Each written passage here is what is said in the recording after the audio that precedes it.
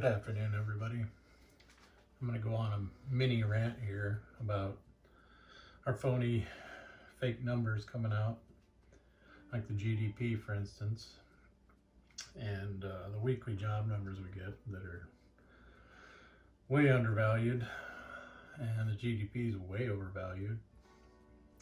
The economy's been stagnant since April. Well, March, really. There's been no tourism. There's been the restaurant activity is so far down. Half the restaurants aren't coming back. Manufacturing, well, 30% of our GDP is manufacturing. 70% is leisure, tourism, hospitality, whatever. So, our 30% of stuff we actually produce and export hasn't gone anywhere. So I understand they have to come up with these funny numbers to make us look strong to the rest of the world. China, whoever, they got to look strong to them because China's doing the same thing. Oh, their economy, oh, nothing, it didn't even affect their economy. They're fine. They're doing better than in the rest of the world. Garbage, a bunch of garbage.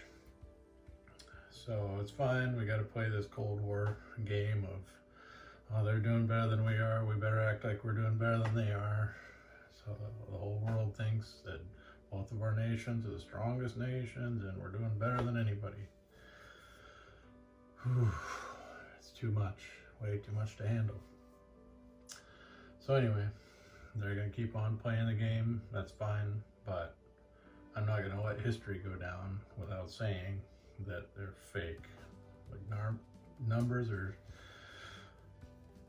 whatever they got to do to fiddle with the numbers, they're doing it, and they're doing it well. So anyway, enough about that. So I just went to the store to get just a couple items. Ended up getting a bunch of items that were on sale and add to the supply. So, you know, you find some noodles on sale, you find flour. Flour is $1.49 for a 5-pound bag. How do you pass that up? Dog food was almost $1 a can. So, got some of that, add to the pet's food supply. Noodles were on sale, so I got some noodles. So yeah, it wasn't a huge, expensive trip to the store, but productive. So, went there for a couple things, ended up still doing more, and that's what prepping's about. When you can get stuff cheap, when you can you know, see it when you're cruising through the store, and yeah, it's how you get up there to a year, 2 years, whatever you're looking for. Like I said, I'm over a year now on food, and I'll probably, I don't know, start tapering off to like a year and a half, because I don't want my whole house to look like a grocery store. That already does. So, because I do have to have room for water and all these other things. So, that's it. Just wanted to, oh, and also, yeah, before I forget, make sure your car is taken care of, oil changes, services, check engine lights, tires, whatever. Make sure it's good to go, full of fuel, full of oil. Make sure you're taken care of. Make sure you get to the dentist while you can. Make sure you get to the doctor while you can. Make sure you get those checkups, blood work, whatever you got to do to make sure you're healthy and ready to go into this next stage of shutdowns. How far they're going to shut it down, who knows?